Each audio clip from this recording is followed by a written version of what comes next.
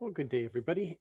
Here we are, the Bible in a year, 2021. We're starting on day 75, 75 today. Deuteronomy chapters 14, 15, and 16. This is actually my second take at this because, uh, yeah, it was hard. Yesterday was a difficult day. Um, Tiredness or whatever, it just didn't come across right. So here I am. I'm doing it again because you deserve so much better. So does our Lord. And so I want to give my very best. So here we are starting on Deuteronomy chapter 14, verses 1 and 2. So just to clear a few things up here, just read this for a second. You are the Lord's children. Don't cut yourselves and don't shave your foreheads for the dead, because you're a people holy to the Lord your God. You are the ones whom the Lord selected to be his own, to be a treasured people out of all other people on earth. So in other words, Israel, you are different. Don't don't do what the pagans do. Don't do what everybody else does. I've called you to a higher place. And sometimes people will take this because he says the same thing about tattoos, but at a different place. And so they'll isolate that and say, look, the Lord has forbidden tattoos. But the thing is, they were doing this for the dead. The same thing as cutting themselves, which I mean, we don't want people cutting themselves. Don't go there. But we do shave, for various reasons. We shave, just like people get tattoos for various reasons. And I'm not saying I'm for or against tattoos. I just want to give a warning. We have to be careful when we try to isolate some of these things. We do need to understand in the context of what's being said. So that's what I wanted to point out here. And then we get into the dietary laws again. We've already covered that. I don't think we need to go over that again. But just a reminder, this is about health.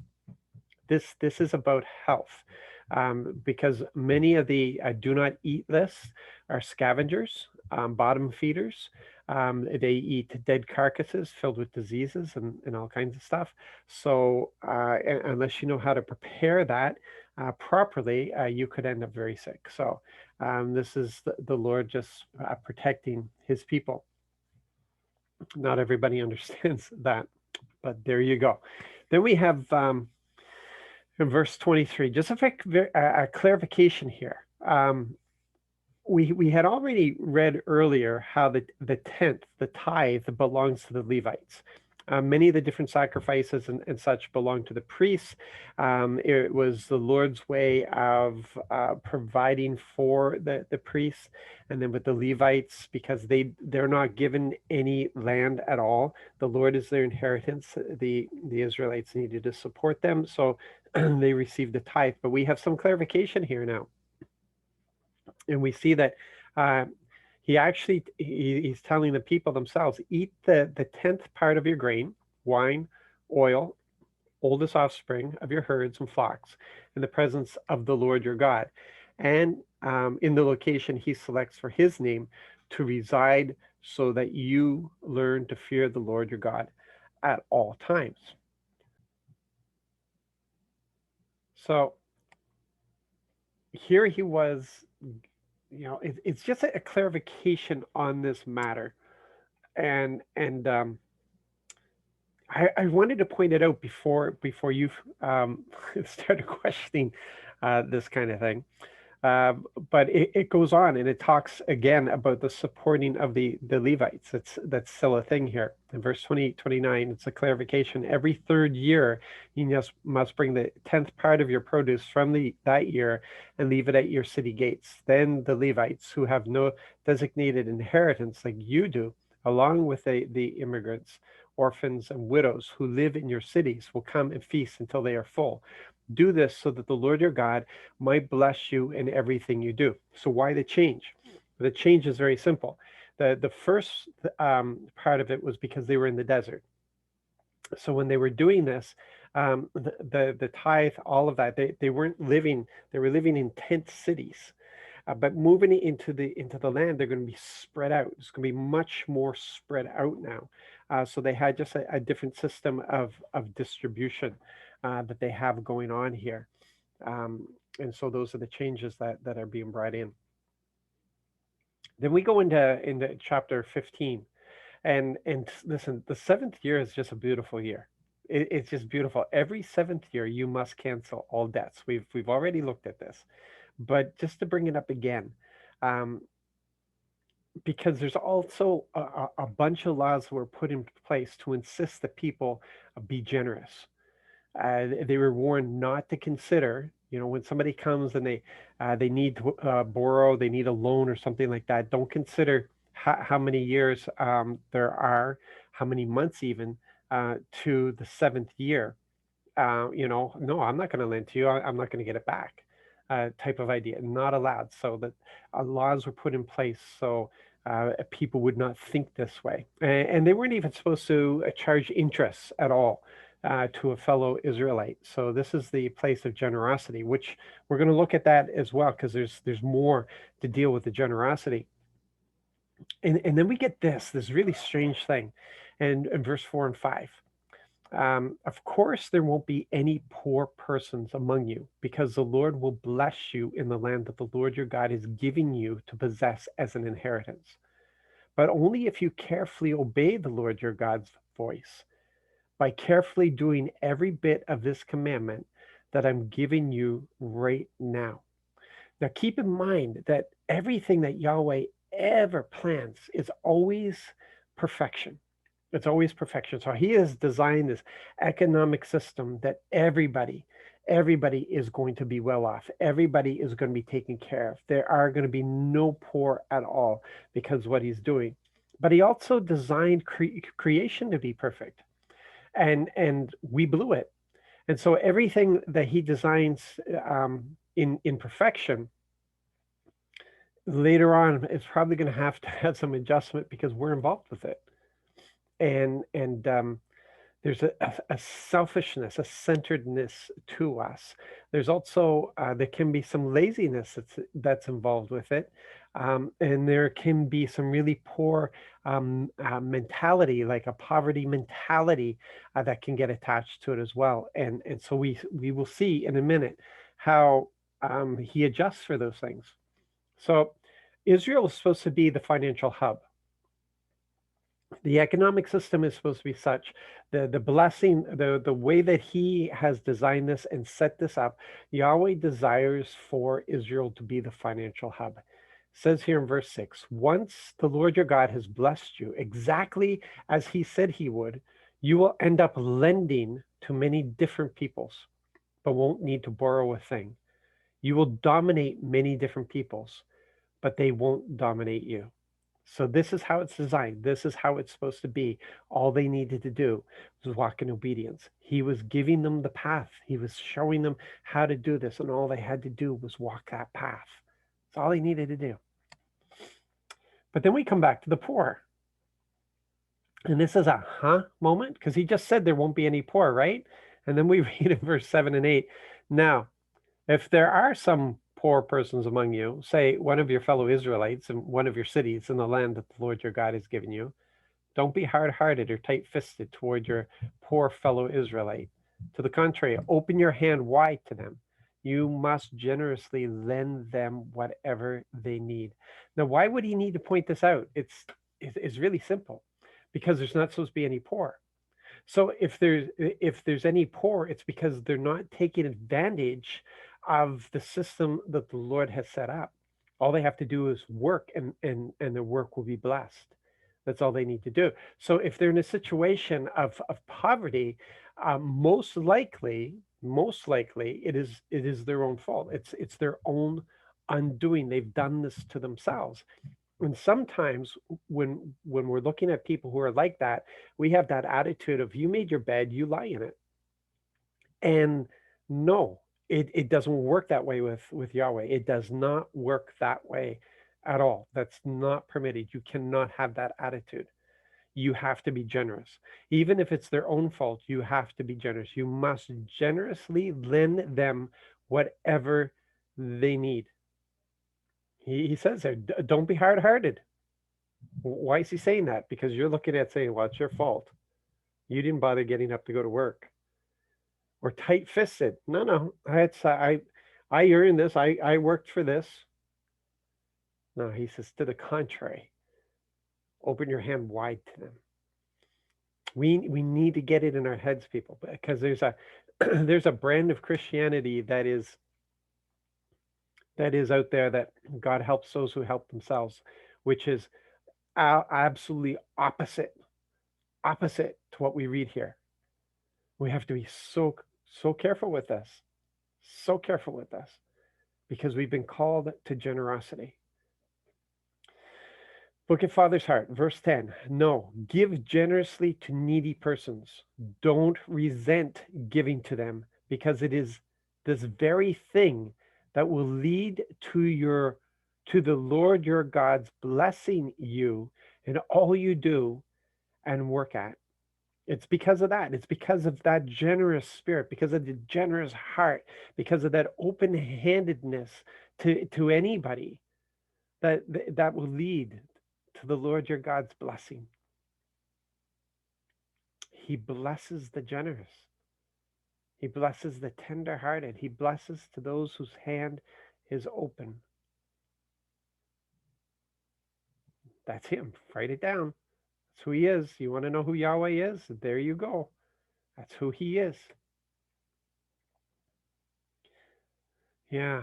Sometimes we look at the Proverbs and we gotta know Father's heart. We need to know Father's heart. We know what the Proverbs are saying, don't we? We know what they're saying, but look at what Father's heart is. Look at verse 11. Poor persons will never disappear from the earth. That's broken humanity. There's always going to be a reason for poverty. Poor persons will never disappear from the earth. That's why I'm giving you this command. You must open your hand generously to your fellow Israelites, to the needy among you, to the poor who live with you in your land. He's laying it on thick here, and this is after he said there will be no poor. In his perfection, there's no poor. But he's laying it on really thick here for when there is poor. See, the poverty mindset goes against our Father's heart and his purpose and his will, because he wants us to live in obedience and expectation. That's where he wants us to be, in perfection. That's where we should all be. But it's a fallen world. And there's a lack of understanding in these things. There's a lack of revelation. There's a lack of revelatory knowledge in these things. And for some reason, we consider poverty to be something that's holy. And I'm looking at my Father's heart, and I don't see it. Verse 13 and 14. Furthermore, when you set them free. Okay, so let me just set this up again, just to remind you what this is that sometimes when Israelites are in trouble, that they will end up selling themselves as a slave, basically. It's a servant, but it's a slave mentality towards maybe somebody that they owe money to, or to have guaranteed employment for a period of time, so they can pay off debts. For whatever reason it is, they become as slaves to this person, and then at the 7th year they have to be set free. They have to be returned to their state of freedom. And here, the regulation is really clear. Furthermore, when you set them free from your service, you must not let them go empty-handed. Instead, provide for them fully from your flock, food and wine. You must give to them from that which the Lord your God has blessed you. Freely you have received, freely give.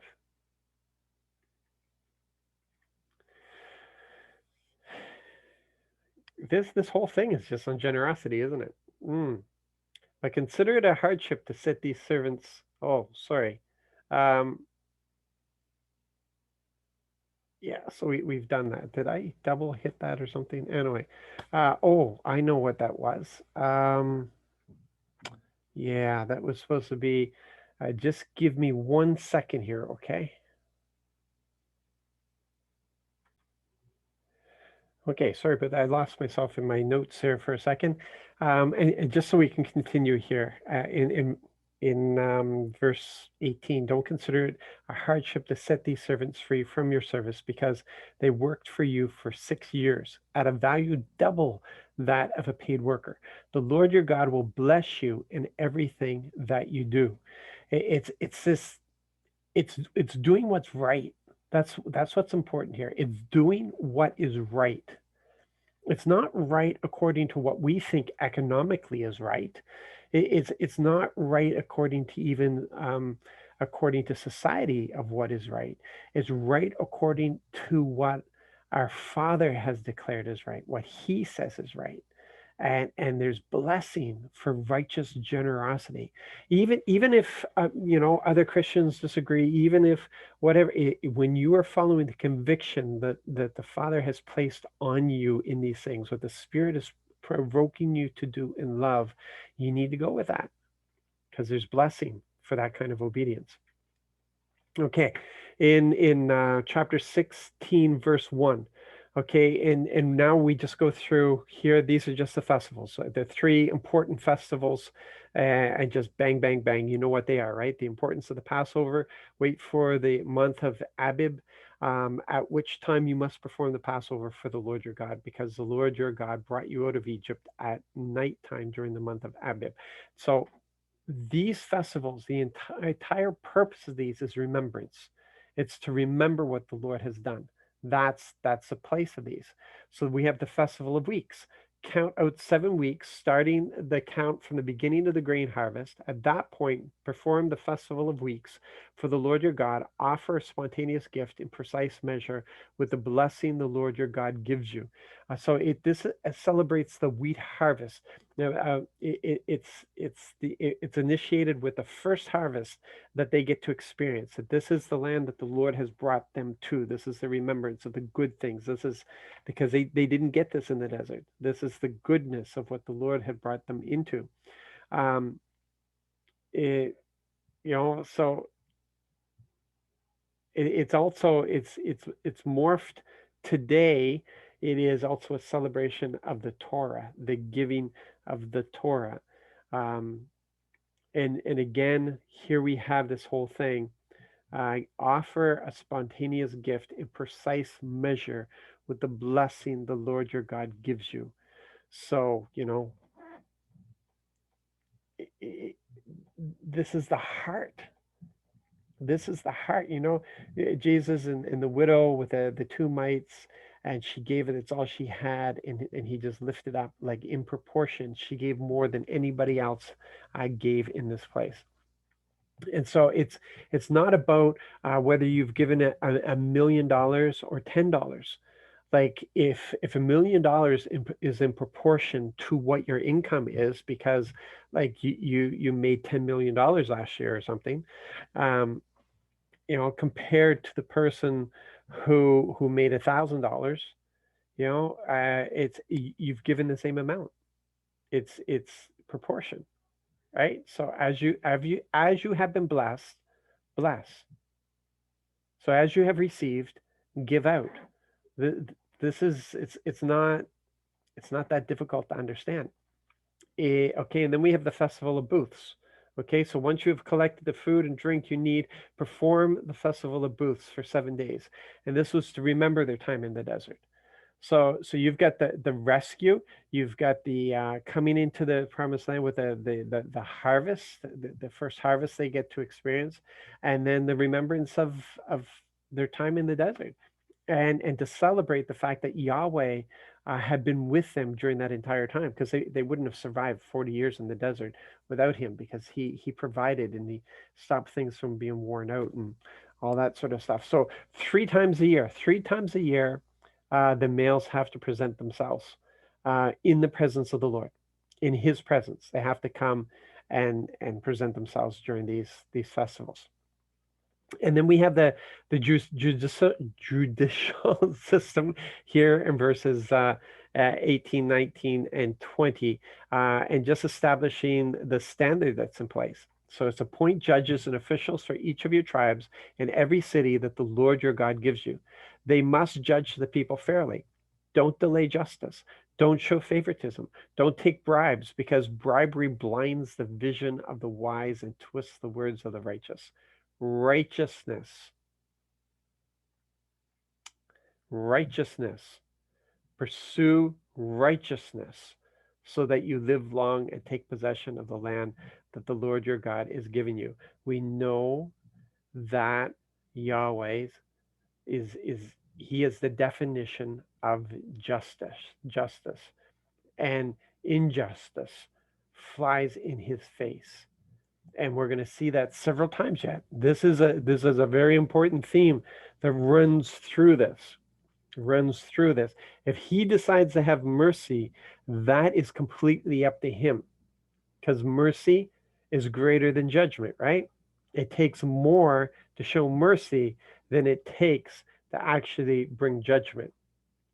But don't mistake the fact that he is just.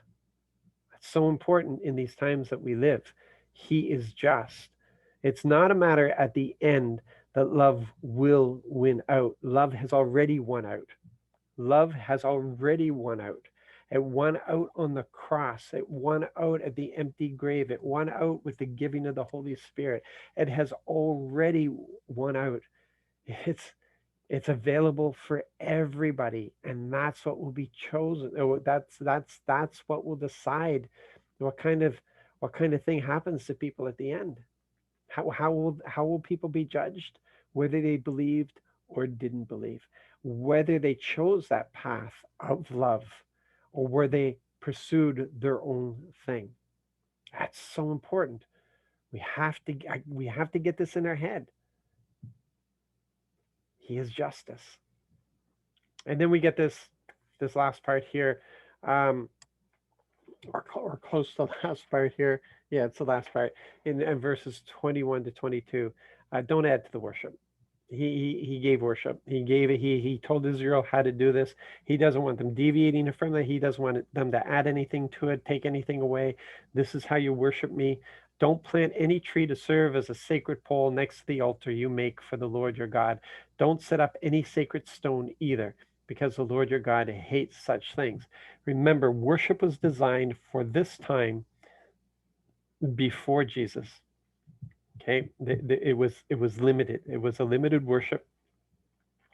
David was mer- mercy, you could say, was shown to David when David brought in the whole idea of the singing, of the music, as part of the worship. That wasn't the whole setup. What David did wasn't allowed according to the law, but the Lord showed him grace in this thing and received it and was glad for it. Jesus explained to the woman at the well, that a time has now arrived when the Lord will be seeking for true worshipers, those who it doesn't matter where they worship, but they worship in spirit and truth. So don't limit yourself to what is being said here. This is applied for this time right now. Don't plant any tree to serve as a sacred pole next to the altar you make for the Lord your God. Don't set up any sacred stone either, because the Lord your God hates such things. We have to be very careful, because we don't become Jewish in order to become a follower of Jesus Christ. That was well established. Um, so these things that we're learning about now, show us the Father's heart. Show us, help us to understand who Yahweh is, and gives us some foundation so that we can understand what Jesus taught, and the things that came through the cross, and things that ended at the cross, and then things that were birthed at the cross. So yeah, so this helps us. So you guys be blessed today. I hope that wasn't too confusing. Yeah, Deuteronomy does this to me every time. It's just so rich and it's so full, and it reveals so much of who Father is. It's just incredible. So you guys be blessed, be encouraged, And thank you for sticking with this. Day 75 over. Wow. God bless.